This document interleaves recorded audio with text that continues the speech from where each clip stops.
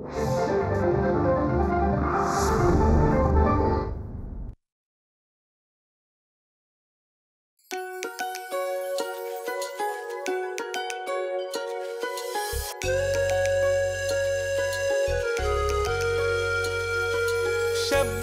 हे विश्व वेगळे, क्षणाक्षणाला साद घालते. कधी साजिरे स्वप्न सोहळे, मना मनाला वेड लावते. नव्या नव्या या वाटेवरती जगा वेगळी कथा रंगते.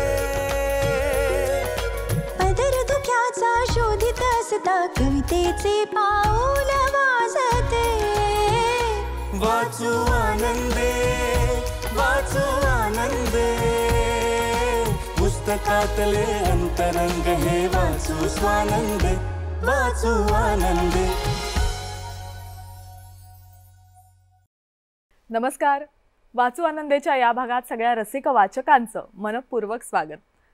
साहित्याच्या अंगणात लीलया मुसाफिरी करणारे श्रेष्ठ कथा, कादंबरीकार, नाटककार जयवंत दळवी यांच्या साहित्याचं वाचन या भागातनं आपण करणार आहोत. नुकतंच त्यांचं जन्मशताब्दी वर्ष सुरू झालंय.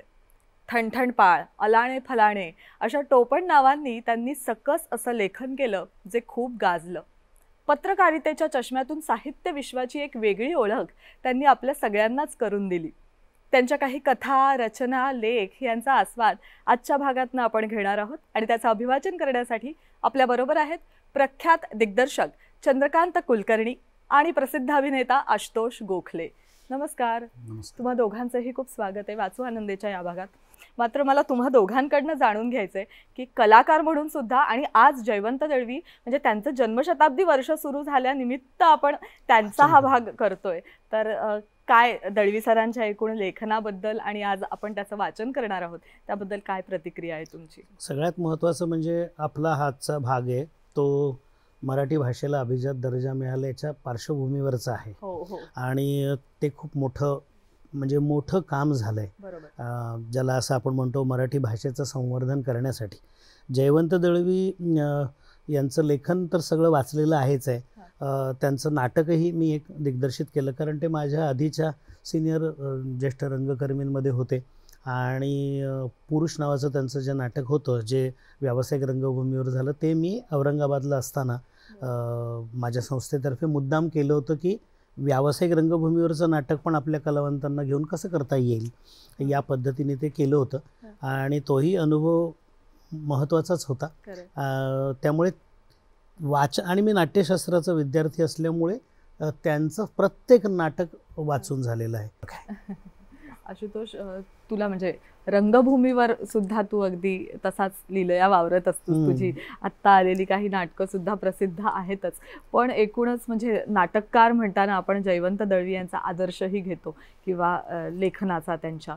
तर या सगळ्यातनं जाताना तुझा त्यांच्याबद्दलचा कसा अभ्यास किंवा आज त्यांचं वाचन करायला मिळतंय त्यांच्या साहित्याचं? बरोबर. मला सर्वप्रथम खरंच आभार मानायचे मला इथे बोलवलं म्हणून, कारण विश्वास बसो न बसो मी आजवर अभिवाचन केलेलं नाही कधीच. आणि सरांचं आणि माझं कालच बोलणं झालं तेव्हा ते म्हणाले मीच तुझं नाव सुचवलं आणि मला इतकं बरं वाटलं की खरंच मी कधी केलं नाही. आणि त्यातून जयवंत दळवींसारखे लेखक म्हणजे काय आपण म्हणतो आधीच्या पिढीने काळानुसार बदलायला हवं, पुढे येतात. जे सरांसारखे त्यांचे कंटेम्पररी अनेक दिग्दर्शक करतात आणि म्हणून ते आजही तितक्याच सशक्तपणे नाटकं बसवतायत, पेलतायत आणि करतायत. पण त्याचबरोबर आधीच्या पिढीने काय करून ठेवलंय हे त्यांचं साहित्य वाचणं, त्यातनं काहीतरी शिकणं हे तितकंच महत्त्वाचं आहे, जे आज फारसं बघायला मिळत नाही. आणि या वाचू आनंदेसारख्या कार्यक्रमामार्फत आपण म्हणजे कोणाच्या मनात ती गोडी जर का निर्माण झाली, म्हणजे मी स्वतःच सांगतो, मी अजिबात जयवंत दळवींचं सगळं साहित्य वाचलेलं नाही. जी त्यांची नाटकं आली आहेत, पुनरुज्जीवित नाटकं म्हणून आली, ती बघितली गेलीत, कारण त्या काळात मी नव्हतोच. आणि त्या नाटकांमुळे त्यांच्या लिखाणाची काय ताकद होती हे अर्थातच माझ्यापर्यंत पोहोचतं. पण त्यामुळे त्यांचं साहित्य वाचायला मिळणं हे ह्यासाठी मी स्वतःला भाग्यवान समजतो. आता आपण अभिवाचनाला सुरुवात करणार आहोत आणि जयवंत दळवी यांना म्हणजे त्यांचं बालपण सगळं सिंधुदुर्ग जिल्ह्यातल्या एका छोट्याशा गावात गेलं. आपण म्हणतो नाही का की कोकणची माणसं साधी भोळी, पण खरोखर त्यांचं मन इतकं निर्मळ असतं किंवा प्रत्येकाला सामावून घेण्याची शक्ती त्यांच्यामध्ये असते. आणि सगळ्या कोकणातल्या माणसांचा एक विशेष गुण म्हणजे कुठेही जगाच्या पाठीवर कुठेही ते नोकरीसाठी व्यवसायासाठी गेले तरी हमखास शिमग्यासाठी आणि गणपतीसाठी गाव गाठायचं, ही आतापर्यंत ते संस्कृतीचं किंवा संस्कार ते जपत आलेले आहेत. आणि त्यामुळे गणपतीसाठी कोकणात घेतलेली कोकणी माणसांनी धाव हे विशेष राहिलेलं आहे, सगळ्यांचं आकर्षण राहिलेलं आहे. आणि तोच आकर्षण बिंदू पकडून दळवी सरांनी एक खूप सुंदर त्यांचे बालपणीचे गणपतीचे दिवस म्हणून एक छान लेख लिहिलेला आहे. आशुतोष, तुझ्याकडे आहे, आपण वाचूया. जरूर. बालपणीचे गणपतीचे दिवस. माझं लहानपण आरवली या गावी गेलं. आरवली हे गाव छोटं आणि सुंदर आहे. ते सिंधुदुर्ग जिल्ह्यात वेंगुर्ले तालुक्यात आहे. माझ्या गावीच असं नाही तर सबंध कोकणात दसऱ्या दिवाळीपेक्षा गणपतीचा उत्सव सर्वात महत्त्वाचा. गणपतीचे दिवस म्हणजे माझ्या बालपणातला अत्यंत सुखाचा काळ. मुंबईत दिवाळीला फटाक्यांची दुकानं उघडतात आणि दिवाळीला फटाके लावले जातात. आमच्या कोकणात फटाके गणपतीला. अर्थात त्या काळी म्हणजे जवळपास आता 40-50 वर्षांपूर्वी आमच्या गावी फटाक्यांचे कोट लावणे हा प्रकार नव्हताच. एकूण 1.5 दिवसाच्या गणपतीला फटाक्यांच्या 8-10 माळा उडवल्या की खूप झालं. खूप झालं म्हणजे पैशाच्या दृष्टीने खूप झालं. त्या काळात आता सारखा पैसा दिसत नसे. आमचा 1.5-2 फूट उंचीचा आणि जवळपास त्याच रुंदीचा गणपती 4-5 रुपयात मिळायचा. आमच्या गावात गणपती करणारे खूप होते. अनेक जण आपापला गणपती आपणच करीत असत. पण आरवली गावातला गणपती करणारा खरा एकमेव कलाकार म्हणजे रगजी. आजही त्यांचंच घराणं आरवली गावातले बहुसंख्य गणपती करतं. पद्धत अशी, त्या रगजीकडला कोणीतरी यायचा आणि आमच्या घराचा लाकडी कोरीव चौरंग घेऊन जायचा. त्याने चौरंग नेला म्हणजे आमचा खरा उत्साह सुरू व्हायचा. मग मी आणि माझी भावंड गुरुनाथ, सदानंद जवळपास रोज किंवा 1 दिवस आड रगजीच्या घरी फेरी टाकीत असू. मग घरी येऊन कोणाची इच्छा असो अथवा नसो बातम्या प्रसृत करीत असू. आज गणपतीची पेढी थापली, आज गणपतीचं पोट थापलं, आज सोंड लावली वगैरे. तथापि आमचं खरं लक्ष असायचं ते उंदरावर. रगजीच्या घरी जो शिकाऊ कारागीर असे तो एका कोपऱ्यात बसून चिकण मातीचे उंदीर करायचा. आम्ही त्याची स्तुती वगैरे करून त्याला खुश करीत असू. का तर त्याने आमच्या गणपतीचा उंदीर मोठा करावा म्हणून. रगजीची पद्धत अशी, असे गणपतीच्या पायाशी उंदीर सुट्टा ठेवायचा. आम्ही गणपती आणायला गेलो की आमचा गडी दादा शेळटे गणपती डोक्यावर घ्यायचा आणि आमच्या भावंडांपैकी कोणीतरी उंदीर घ्यायचा. आमच्या गणपतीचा उंदीर खऱ्या जिवंत उंदरापेक्षा मोठा असायचा. खऱ्या फळाफुलांनी सजवलेल्या ताटीखाली चौरंगावर गणपती ठेवला की आम्ही गणपतीच्या पायापाशी उंदीर ठेवत असू. गणपतीची पूजा झाली की गणपतीत आणि गणपतीच्या उंदरातही प्राण येतो अशी आमची समजूत होती. एकदा मध्यरात्री मी उठून पाहिलं तर उंदीर गणपतीच्या पायाशी नव्हता. मला वाटलं उंदीर फिरायला गेला. मग दुसऱ्या दिवशी कळलं आमच्या थोरल्या बंधुराजांनी मुद्दामच तो उंदीर चौरंगाखाली लपवून ठेवला होता. गणपती आले की आमचं सर्वात मोठं काम म्हणजे गावातले बरेचसे गणपती पाहणं. शिवाय आमच्या आरवली गावाला लागून जे शिरोडे गाव आहे त्या शिरोडे गावातल्या बाबा सारंग यांचा गणपती पाहणं. बाबा सारंग हे श्रेष्ठ कलावंत. ते अजूनही गणपती करतात. रंगकला, सुतारकाम हेही ते करतात. पण त्यांची ख्याती आहे ती वेगवेगळ्या प्रकारचे गणपती करण्याची. बाबा सारंग यांचा स्वतःचा गणपती पाहण्यालायक असायचा. त्यांच्या गणपतीचं खास वैशिष्ट्य म्हणजे वेशभूषा. सारंगांचा गणपती 11 दिवसांचा. त्यांच्या गणपतीचे वेश 11 दिवसात वेगवेगळे 11. शिरोडे पंचक्रोशीत ते एक मोठं आकर्षणच होतं. सुरवारी, खादीचे सदरे, गांधी टोपी असे त्यांच्या गणपतीचे पोशाख असत. गणपतीचा दुसरा दिवस आला की आमचं मन खिन्न होत, गणपती बाप्पा जाणार म्हणून. पण गणपती जाणार याचाही आमच्या मनात एक सुप्त आनंद असायचा. तो आनंद अर्थातच उंदरामुळे. गावातले बहुतेक गणपती 1.5 दिवसांचे असायचे. अगदीच खास कोणाचे नवस असले तर मग 5 दिवसांचा किंवा 11 दिवसांचा. परंतु बहुतेकांचे गणपती 1.5 दिवसाचे. पद्धत अशी होती, अजूनही तशीच आहे. गावात वेतोबाचं मोठं देऊळ आहे. वेतोबा हे सर्वांचं ग्रामदैवत. या देवळाचा मोठा मंडप आहे. या मंडपात सामुदायिक भजनं होतात, दशावतारी नाटकं होतात, अंगावर वारे आणणे, देवदेवस्की करणे हे सगळे प्रकार याच मंडपात. हे देऊळ म्हणजे गावातलं सर्वांचं सांस्कृतिक केंद्रच. आता तर ते मोठंच केंद्र झालंय, कारण ग्रामपंचायती कचेरी तिथेच आहे, विविध विकास सहकारी सोसायटी तिथेच आहेत. माझ्या लहानपणी यातलं काहीच नव्हतं, परंतु गावातले लोक देवदर्शनाला यायचे आणि या देवळात मंडपात बसून गप्पा मारायचे, सुखदुःखाच्या गोष्टी करायचे. तथापि हा देवळाचा मंडप माझ्या खरा स्मरणात आहे तो गणपतीमुळेच. आमच्या गावचे गणपती सरळ घरून उचलून तलावात जात नाहीत. प्रत्येकाच्या घरून गणपती निघतो तो या वेतोबाच्या देवळाकडे येतो. घरातली माणसं, शेजारी पाजारी असं प्रत्येक जण गणपती बरोबर निघतात. आरत्या भजनं म्हणत देवळात येतात. देवळाचा मंडप खूप मोठा आहे. त्या मंडपात गणपती बसवले जातात. सायंकाळी काळोख पडता पडता गणपती निघतात आणि देवळात येऊन बसतात. मग रात्री 9-10 वाजेपर्यंत गावातले सर्व गणपती येईपर्यंत वाट पाहिली जाते. ते दृश्य विलोभनीय असायचं. पाहून दृष्टीत साठवावं असं असायचं. अजूनही ते तसंच असतं. मंडपात सर्व गणपती ओळीने एखाद्या समारंभासाठी आलेत किंवा भोजनासाठी बसलेत असा भास व्हायचा. अजूनही तसाच भास होतो. मग देवळाचा भाऊ गुरव वेतोबाच्या वतीने सर्व गणपतींची आरती करतो. ती आरती झाली की जमलेले शेकडो लोक गणपती बाप्पा मोरया अशी घोषणा देतात. ती घोषणा दिली आणि आपापला गणपती उचलण्यासाठी लोक सज्ज झाले की आम्ही जमलेली सर्व पोरं एकेका गणपतीवर तुटून पडत असू आणि एकेका गणपतीचा उंदीर चोरत असू. ते उंदीर चोरण्याचं वेळ काय होतं कोण जाणे. पण मला अजूनही आठवतं त्या काळी गणपती उचलता उचलता उंदीर चोरणं आणि असे चतुराईनं जमवलेले उंदीर घरी आणणं हे आमचं बालपण संपेपर्यंत दरवर्षीचं काम होतं. 2-4 दिवस आम्ही ते उंदीर जपून ठेवीत असू. मग त्याचे अर्थातच तुकडे. गणपती उचलले की ते तलावाच्या दिशेने निघत. ते एक दृश्य माझ्या डोळ्यात कायम आहे आणि त्या दृश्याबरोबर अश्रूही. आता देवळाच्या आसपास विजेच्या दिव्यांचा प्रकाश असतो, पण आमच्या लहानपणी प्रकाशाचं नाव नसायचं. देवळाच्या 2-4 पेटलेल्या मशाली आणि त्या मशालींच्या क्षीण पिवळसर प्रकाशात 200-250 गणपती, एकेकाच्या डोक्यावर बसलेले भले मोठे गणपती, खरी माणसंच डोक्यावर बसली आहेत असे गणपती, मंद प्रकाशातून हळूहळू अंधारात विरघळत असत.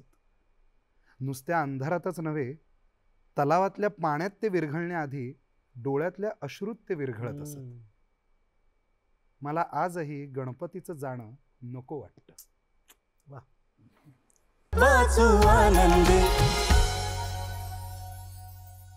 गणपतीचं जाणं हे कोणालाच नकोसं वाटतं. आणि कोकण हा प्रांत असा आहे ना की सगळ्या कला प्रकारांची, बऱ्याचशा कला प्रकारांची देवभूमी असं आपण कोकणाला म्हणतो. आणि कोकणाने आपल्याला कित्येक साहित्यिक दिलेले आहेत. कित्येक साहित्यिक या कोकणाच्या मातीतनं घडलेले आहेत. आणि दळवी सरांची संहिता म्हणा किंवा कुठच्याही प्रकारचा लेखन हे खूप गाजलं, कारण त्यांनी वेगवेगळ्या अनुषंगाने किंवा वेगवेगळ्या पैलूंनी त्याचा विचार केलेला आहे. मगाशीच तुम्ही पुरुष या नाटकाचा उल्लेख केलात. पुरुष असेल, बॅरिस्टर, सूर्यास्त अशी कित्येक नाटकं, आणि या नाटकांचा एक मोठा कॅनव्हास दळवी सरांबरोबर होता. विजयाबाई मेहतांनी कित्येक वेळेला त्यांच्या नाटकांचं दिग्दर्शन केलेलं आहे. आणि नक्कीच हा योगायोग नव्हता. मात्र नाटककार मी अपघातानेच झालो असं ते आवर्जून म्हणायचे. ते का म्हणायचे म्हणजे एक श्रेष्ठ नाटककार आपण त्यांना म्हणतो, मात्र ते नाटककार अपघाताने का झालेले आहेत याचं जे गुपित आहे ते पुढच्या लेखात आहे. सर आपण वाचूया. हो, वाचू. मी नाटककार कसा झालो. मी नाटककार कसा झालो या प्रश्नाला माझ्या जन्मकुंडलीमुळे एवढंच खरं उत्तर आहे.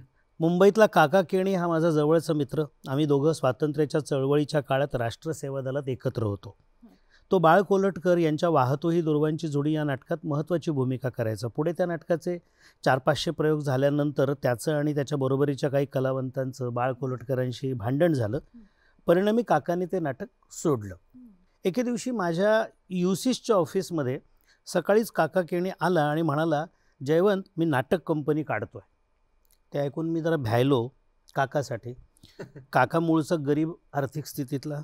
दुर्वांची जोडीमध्ये त्याला 4 पैसे मिळाले. तो ब्रह्मचारी होता आणि त्याची राहणी काटकसरीची होती, त्यामुळे त्याने गाठीला 4 पैसे जमवले होते. पण ते त्यांनी पुढील निर्वाहासाठी ठेवावे, नाटकात घालू किंवा घालवू नयेत असं मला वाटत होतं.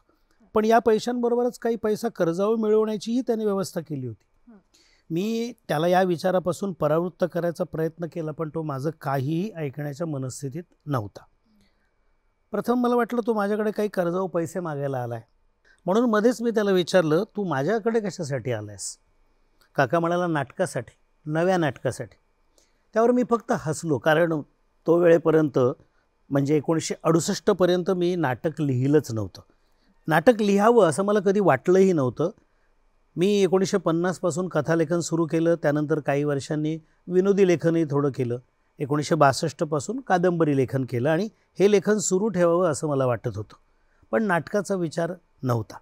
उलट आपण नाटकाच्या फंदात पडायचंच नाही असाच माझा विचार होता. कारण दोघा तिघा मित्रांची दणदणीत आपटलेली नाटकं पाहून मी थंड पडलो होतो. आणि काका आला.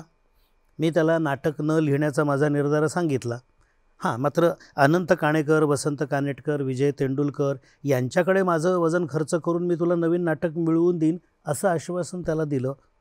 पण काकाला या कुणाकडूनही नाटक नको होतं, माझ्याकडूनच हवं होतं. का? मध्यंतरीच्या काळात काकाचं भविष्यावर, विशेषतः जन्मकुंडलीवर प्रचंड विश्वास बसला होता. त्या काळात प्रचंड नसला तरी माझाही जन्मकुंडलीवर थोडा विश्वास होता. आता मात्र तो साफ उडालेला आहे. काका म्हणाला, मी माझी जन्मकुंडली म्हणजे त्याची माझ्या विश्वासू ज्योतिषाला दाखवली आहे. त्यांनी सांगितलं की तुझी नाटक कंपनी भरभराटीस येणार आहे आणि त्यानंच सांगितलं आहे की पहिलं नाटक तू जयवंत दळवी यांचंच घेतलं पाहिजे. माझी जन्मकुंडली तुझ्याकडे कशी आली? पण तो म्हणाला, तिथे प्रश्नकुंडली मांडली. मी प्रश्न विचारताच प्रश्नाची जन्मकुंडली मांडून तुझं नाव नाटककार म्हणून नक्की झालेलं आहे. तरीही सुटका करून घेण्यासाठी मी म्हटलं, तरीसुद्धा काका, या क्षणी माझ्याकडे नाटकासाठी कथानक नाही. तर काका म्हणाला, मला तुझं कथानक नकोच आहे. मी प्रश्नकुंडली मांडूनच अरविंद गोखले यांची उभा जन्म उन्हात ही कथा नाटकासाठी निवडलेली आहे. माझाही भविष्य, जन्मकुंडली वगैरेवर थोडाफार विश्वास असल्यामुळे काकाच्या एकूण व्यूहरचनेत मी फसलो. माझ्या मनात असा विचार आला की काकाने जर एवढं भविष्य पाहिलेलं असेल तर आपणही प्रयत्न करावा. कदाचित माझ्यामुळेच जर काकाची भरभराट होणार असेल तर आपण तेवढं मित्रकार्य केलं पाहिजे. त्यातही परत जन्मकुंडलीच्या जोरावर काकाचे अनेक मुहूर्त होते. म्हणजे नाट्यलेखन सुरू करण्याचा मुहूर्त होता, ते संपवण्याचा मुहूर्त होता. त्याप्रमाणे मी लेखन सुरू केलं आणि 8-15 दिवसात संपवलं. उभा जन्म उन्हात हे नाटक मी काकाला लिहून दिलं. मी त्यावेळी अशी एक चूक केली की मी ते कोणा जाणकाराला दाखवलं नाही, कोणाचा सल्ला घेतला नाही. कदाचित त्यावेळी माझ्या मनात तसा सुप्त विचार असावा की नाटक कोणाला दाखवायची गरज काय, जन्मकुंडलीनुसार नाटक गाजणारच, काकाची भरभराट होणारच. त्यानंतर मी ऑफिसच्या कामासाठी 1.5-2 महिने बाहेरगावी होतो. त्यामुळे तालमी नियमितपणे पाहू शकलो नाही. मी रंगीत तालीम आणि त्याआधीची एखादी तालीम पाहिली. त्यावेळी ते नाटक मला कंटाळवाणं वाटलं. मी काका आणि त्याचे दिग्दर्शक व नट श्री जोगळेकर यांना सांगितलं. जोगळेकर म्हणाले, काळजी करू नका, तालमी नेहमीच कंटाळवाणे असतात. 1-2 प्रयोगानंतर नाटक उत्तम होईल. 40 वर्षांचा अनुभव आहे मला या क्षेत्रातला. त्यावर मी गप्प बसलो. काकाने जन्मकुंडलीनुसारच पहिला प्रयोग सांगलीत लावला. नंतर कोल्हापूर वगैरे ठिकाणी 5 प्रयोग करून मग मुंबईचा प्रयोग लावला साहित्य संघात. बुकिंगचे 2 दिवस गेले आणि एकूण तिकीट विक्री 30-35 रुपयांची. काकाचं धाबं आणलं. तो धावत धावत माझ्या कचेरीत आला आणि म्हणाला, आत्ताच्या आत्ता टॅक्सी घे आणि तुझे नातेवाईक मित्र यांना हे पासेस मोफत वाट. त्यांनी पिशवीतून पासांचा जोडगा माझ्या हाती दिला. मीही पदरचे 100-150 रुपये खर्चून 4-4, 5-5 जिने चढून पास वाटले. प्रयोगाला गर्दी जमली, पण नाटक जबरदस्त आपटलं. मंगेश पाडगावकर पासावर आले होते. ते नाटक पाहून इतके कंटाळले, वैतागले आणि त्यांनी मला सांगितलं, दळवी, हे बंद कर, नाटक तुझा प्रांत नाही. दुसरे दिवशी ते माझ्या कचेरीत आले. त्यांनी माझी कुंडली पाहिली. मंगेश पाडगावकर उत्तम कुंडली पाहत असत आणि म्हणाले, ही कुंडली तुम्ही मला आधीच दाखवली असती दळवी तर मी तुम्हाला आधीच सांगितलं असतं की तुम्ही नाटक लिहू नका. कारण तुमच्या कुंडलीत चंद्र शनीचा केंद्रयोग आहे. त्यामुळे तुमचे आणि जमावाचे जमणार नाही. म्हणून भाषणे आणि नाटके तुम्हाला जन्मात जमणार नाहीत. मी ते खरं मानलं, कारण मला जाहीर भाषण करण्याची भीती वाटतेच. ती चंद्रशनीमुळेच असणार असं मी गृहीत धरलं. पाडगावकरांचे भविष्य मी प्रमाण मानून कानाला खडा लावला, यापुढे नाटक लिहायचे नाही. त्यानंतर 1.5 वर्ष बरं गेलं.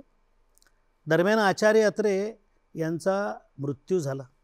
त्यांचे एक भक्त आणि त्यांचे व माझे प्रकाशक ग पाम परचुरे माझ्याकडे आले. म्हणाले, काही कटकटीमुळे आचार्य अत्रे यांची अत्रे थिएटर्स ही कंपनी आता बंद होणार आहे, तर त्यांचं स्मारक म्हणून मी अत्रे नाट्यमंदिर ही संस्था सुरू करतो आहे.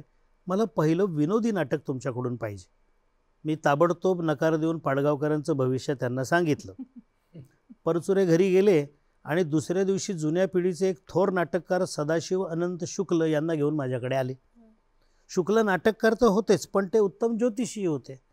परचुरे म्हणाले, शुक्ल हे अत्र्यांचे ज्योतिषी, त्यांनी सांगितलेलं अत्र्यांचं प्रत्येक भविष्य खरं ठरलं आहे. शुक्लांनी माझी कुंडली घेतली आणि बारकाईनं पाहिली. मग त्यांनी तिची घडी केली आणि आत्मविश्वासानं ती माझ्या अंगावर भिरकावली. म्हणाले, कोण पाडगावकर? कवी? त्याला कविताच करायला सांगा. मी तुमचं भविष्य सांगतो, तुम्ही महाराष्ट्रातले एक श्रेष्ठ नाटककार होणार. कुंडलीत योगच तसे. लिहा. परचुरे म्हणतात, तसं तुम्ही विनोदी नाटक लिहा. नाटकाच्या नावात पहिलं अक्षर स ठेवा. आणि मी सभ्य गृहस्थ हो हे नाटक लिहिलं. ते यशस्वी झालं. फार गाजलं नसलं तरी यशस्वी झालं आणि मी नाटककार झालो. पण मी भाषणं मात्र अद्याप करत नाहीच, कारण पाडगावकरांचं भविष्य 50% तरी खरं ठरावं अशी माझी इच्छा आहे, कारण तेही माझे मित्रच आहेत. वाचू आनंदी. जयवंत दळवी यांनी आपल्या अनुभवांमधनं बऱ्याच प्रमाणात लेखन केलं. म्हणजे अनुभवातनं आलेल्या गोष्टी त्यांच्या कथांमध्ये सुद्धा आपल्याला सापडतात. आत्मचरित्र त्यांनी लिहिलं नाही, मात्र आत्मचरित्राऐवजीमध्ये त्यांनी जे लिखाण केलेलं आहे ती मिळालेली पात्र त्यांच्या आजूबाजूला वावरणारी अशीच असावीत असं आपल्यालाही वाटतं आणि बऱ्याचदा हे खरंही ठरलेलं आहे. तर आत्मचरित्राऐवजी मधला एक लेख आहे जो त्यांनी लिहिलेला आहे, वाचूया. हो. जगी हा खास वेड्यांचा पसारा.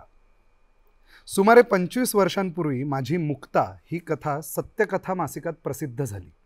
या कथेत एका खेड्यात रस्तोरस्ती फिरणाऱ्या वेड्या बाईचं चित्रण होतं. त्यानंतर सत्यकथामध्येच माझी रुक्मिणी ही कथा प्रसिद्ध झाली. तीही एक वेड लागलेल्या बाईवरच होती. काही वर्ष गेली आणि मुक्ता कथेतली मुक्ता मला मनातल्या मनात परत दिसू लागली. तिच्या जोडीला एका घराण्यात एकामागून एक माणसं वेडी होतात आणि त्यातला एक चांगला पोरगा वेडा नसताना तो वेडाच आहे अशा दृष्टीनं लोक त्याच्याकडे पाहू लागतात. अशा प्रकारची काही माणसं मला दिसू लागली. त्यातून माझी वेडगळ ही कादंबरी प्रसिद्ध झाली. ही कादंबरी दीपावली मासिकाच्या दिवाळी अंकात प्रसिद्ध झाली होती. त्यानंतर ती पुस्तकरूपाने प्रसिद्ध झाली. या कादंबरीच्या खपाने मला आणि प्रकाशकांना थोडा आश्चर्याचा धक्का बसला. काही कल्पना नसतानाच वर्षभरात या कादंबरीची पहिली आवृत्ती खपून गेली. या कादंबरीत जास्तीत जास्त पात्र वेडी, वेडगळ, वेडसर या स्तरावरची आहेत. त्यानंतर माझ्या अथांग आणि धर्मानंद या 2 कादंबऱ्या प्रसिद्ध झाल्या. त्यातही 1-2 माणसं वेडी आहेतच. पुढे माझं बॅरिस्टर नाटक रंगभूमीवर आलं. त्यात एक वेडा भाऊ आणि वेड लागण्याच्या मार्गावर असलेला बॅरिस्टर अशी 2 पात्र होती. मागोमाग अथांग कादंबरीवर आधारलेलं महासागर हे नाटक आलं. त्यात एक पात्र पुन्हा वेड. कथा कादंबरीत एखादे दुसरे वेड पात्र येऊन गेलं तर वाचकांवर त्याचा मोठा परिणाम होत नाही, पण नाटकातलं पात्र फार मोठा प्रभाव पाडून जातं. ज्यांनी कादंबऱ्या वाचल्या होत्या आणि पुन्हा नाटकं पाहिली त्यांच्यावर अधिक परिणाम झाला. पूर्वी मला यासंबंधी इकडून तिकडून विखुरलेली 2-4 पत्र येत. तुमच्या साहित्यात वेडी पात्र वारंवार का येतात अशी विचारणा करीत. मलाही माझ्या साहित्यात तशी पात्र येतात याची प्रकर्षाने जाणीव नव्हती. अशा किरकोळ पत्रांमुळे मला तशी जाणीव झालीही नाही. पण बॅरिस्टर आणि महासागर ही नाटकं आल्यावर मला खूप पत्र आली. त्यात वेड्या पात्रांवरचा प्रश्न हमखास असे, किंबहुना अनेक पत्रांचा तोच मुख्य विषय असे. एकदा मराठी रंगभूमीवरील प्रख्यात नटवर्य सतीश दुभाषी माझ्या घरी आले आणि त्यांनी माझ्या मनात प्रथम भीती पेरली. त्यांनी माझी सर्व नाटकं पाहिलेली होती. शिवाय ते उत्तमपैकी वाचक होते. त्यांनी मी लिहिलेलं प्रत्येक पुस्तक वाचलेलं होतं. माझ्या लक्षात न आलेल्या अनेक व्यक्ती घेऊन त्यांनी त्यांची चिरफाड केली आणि वेडी, वेडसर, तिरसट कसल्या तरी नावाने झपाटलेली अशी माणसं माझ्या साहित्यात फार दिसतात असं त्यांनी निदान केलं. त्यानंतर ते अतिशय गंभीरपणाने म्हणाले, दळवी, मी सांगतो म्हणून राग मानू नका, पण एके दिवशी तुम्हाला वेड लागेल. तुम्ही सावध राहा. तुम्हाला या वेड्या माणसांचं इतकं वेड आहे की ती माणसं एकदा तुम्हाला वेड लावतील. तुम्ही तो नाद सोडा. मी फक्त हसलो, पण दुभाषी खूपच गंभीर होते. ते एवढे एवढे डोळे करून म्हणाले, मी हे गमतीने सांगत नाही, खरोखरच तुम्हाला नकळत एकदा वेड लागेल. दुभाषींच्या या इशाऱ्याने मी खरोखरच भ्यालो. त्यांनी हा इशारा दिला तेव्हा रात्र होती, त्यामुळे भीतीचं वातावरण तीव्र होतं. मला आज योगायोगाची गंमत वाटते. सतीश दुभाषी यांनी माझ्या मनात ही भीती पेरली आणि माझ्यात विचित्र शारीरिक आणि मानसिक फरक होऊ लागले. मध्ये फक्त काही महिने गेले असतील. मला एकाकी उदास वाटू लागलं, खिन्नता वाढली, नंतर मला अनामिक भीती वाटू लागली. काही कारण नसताना छाती धडधडायची, काही सुचेनासं व्हायचं. भूकही मंद झाली होती. चेहरा कमालीचा तेलकट व्हायचा. वेड्या लोकांचेही चेहरे खूप तेलकट होतात ही गोष्ट आठवायची. काही दिवसांनी बाहेरून सारे नित्याचे व्यवहार चालू असताना खोल आतून सारे व्यर्थ, निरर्थक आहे असं वाटू लागलं. त्यातूनच आत्महत्या करावी हा विचार वारंवार येऊ लागला. गंमत म्हणजे असे मानसिक बदल होत असताना माझं दुसरं मन माझ्यावर पहारा करीत होतं. ते मला सांगत होतं, सावध हो, डॉक्टरांना भेट, तुला वेड लागतंय. त्याचबरोबर मी मनाशी निग्रह करीत होतो, हे अशक्य आहे, असं काहीही होणार नाही. मी अनेक वर्ष योगासने, प्राणायाम करीत होतो, त्यामुळे असं होणारच नाही असा मी निर्धार करीत होतो. पण त्याचा उपयोग होईना. मला आवाजाचा त्रास होऊ लागला, सतत भीती वाटू लागली आणि आत्महत्येचा विचार प्रबळ होऊ लागला. एकदा संध्याकाळी मी सरळ एका नामवंत सायकॅट्रिस्टचा फोन फिरवला. मला तात्काळ त्यांची अपॉइंटमेंट हवी होती, पण फोन एंगेज लागला. मी 5-6 वेळा फोन करण्याचा प्रयत्न केला, पण फोन लागला नाही. मग एका तिडकीसरशी उठून डॉक्टरकडे गेलो. ते डॉक्टर हे डिप्रेशन आहे असं समजून मला औषध देत होते, पण त्यांचा उपयोग होत नव्हता. त्यांना मी म्हटलं, माझा हा त्रास सारखा वाढतोय, मला अक्षरशः वेड लागण्याची पाळी आली आहे. मला तुम्ही ताबडतोब एखाद्या नामवंत कन्सल्टंट डॉक्टरकडे घेऊन चला, ते सुद्धा आत्ताच्या आत्ता, कारण आजची रात्र धड जाईल की नाही अशी मला भीती वाटत होती. आणखी एक योगायोग म्हणजे तो दिवस अनंत चतुर्दशीचा होता. मी दादरलाच होतो. तिथून मी ज्या मोठ्या डॉक्टरला भेटायला निघालो होतो तोही दादरलाच होता. मला फक्त पायी टिळक पूल ओलांडायचा होता. पण पुलावरून गणपतीच्या मिरवणुका निघाल्या होत्या. प्रचंड वाद्य वाजत होती, लोक बेहोश नाचत होते आणि त्यातून मी एकटा कुणाशीही किंवा कशाशीही संबंध नसलेला वेड्यासारखा वाट काढत होतो. रात्री 11 वाजता त्या डॉक्टरांनी मला तपासलं. त्यांनी माझं जे निदान केलं त्याने मला धक्का बसला. ते म्हणाले, तुम्ही ब्लड प्रेशरसाठी ज्या सर्पगंधाच्या गोळ्या घेता त्याची ही प्रतिक्रिया आहे. काही लोकांना त्या गोळ्या मानवत नाहीत, त्याची उलटी प्रतिक्रिया होते. मी 8-9 महिने त्या गोळ्या घेत होतो ब्लड प्रेशर कमी व्हावं म्हणून. त्या गोळ्या थांबवताच 8 दिवसांच्या अवधीत माझं वेड ओसरलं. पण मनाशी ठरवलं की यापुढे वेड्या पात्रांशी आपण खेळायचं नाही. आपण यापुढे जागरूक राहायचं. मनात विचार करता करता किंवा लिहिता लिहिता एखादं वेडपात्र सुचलं तर आपण थांबायचं. थोडा वेळ लेखन बंद करायचं, कुठल्या तरी दुसऱ्या विषयावर लिहायचं. ते वेडपात्र मनात येऊ द्यायचं नाही. वेगवेगळ्या वेड्याखुळ्या, वेडसर, वेडगळ, तिरसट लोकांच्या सोबतीने माझ्या वयाची पहिली 16 वर्ष गेली. त्यामुळे कळत नकळत, जाणता अजाणता माझ्या साहित्यात वेडी, वेडगळ, वेडसर, तिरसट पात्र येत असतील का? एकच, जसंच्या तसं मात्र कोणीही आलेलं नाही. आज मुंबईत मी रस्तोरस्ती फिरतो, कितीतरी वेडे मला भोवती दिसतात. कुठेतरी फिरत असलेले, कुठेतरी बसलेले, कुठेतरी झोपलेले. मला ते सदैव अस्वस्थ करतात. हे कुठले कोण? ते वेडे का झाले? त्यांची कसली स्वप्न साकार झाली नाहीत? असे अनेक प्रश्न माझ्या मनात येतात. त्यातले खरे वेडे किती असतील? वेडाच्या बाहेर हेतुपुरस्सर न येणारे किती असतील? म्हणजे या भागामध्ये आपण जे 3 लेख वाचले त्या प्रत्येक लेखाचा विषय वेगळा होता. अशा प्रत्येक वेगवेगळ्या विषयांवर जयवंत दळवी यांनी लेखन केलं. त्यामुळे त्यांचे बरेचसे विषय हे आपल्याला पुढच्या भागात सुद्धा घ्यायचे आहेत. या भागात मात्र आपण इथेच थांबणार आहोत. तुम्ही दोघंही या कार्यक्रमात सहभागी झालात त्याबद्दल आपले आभार.